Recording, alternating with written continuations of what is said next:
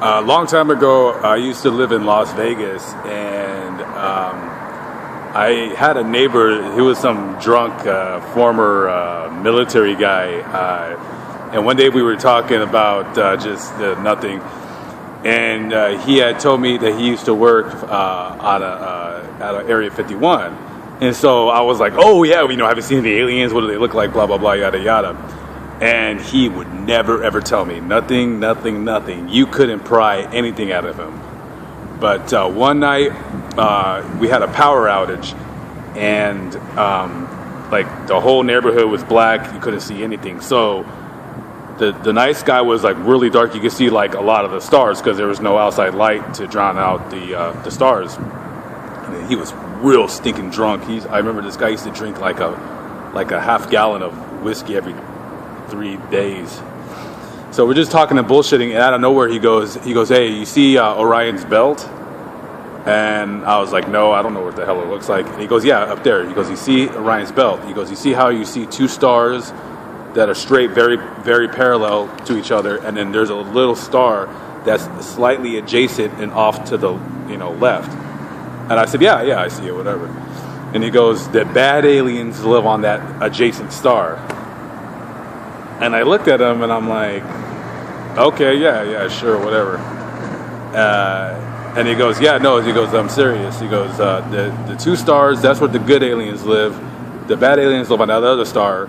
And he said the good aliens look like the traditional grays that we see in magazines, on the internet, with the big head, the big eyes. They're really small and gray. He said the bad aliens are brown colored, very tall, and they smell.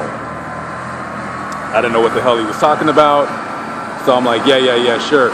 And then I'm like, because I didn't really believe in UFOs then, but he goes, I said, "If there's really aliens," I said, "how do their UFOs, like, how are they able to travel from that star all the way over here? Because, we're dealing with, rocket engines and stuff like that."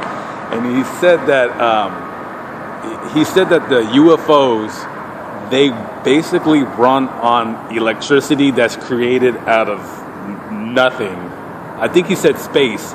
He goes, they have like it was really, he said it in a confusing way, but he said that the UFOs run on electricity that's gathered up in space, and that instead of how a rocket is driven by thrust, by a combustion engine, he says the reason how the UFOs are able to go so fast is that he said that there's an engine on a UFO that opens up a void in space, and it's almost like, he said, the UFO is not that it's being thrust, but it's falling into itself.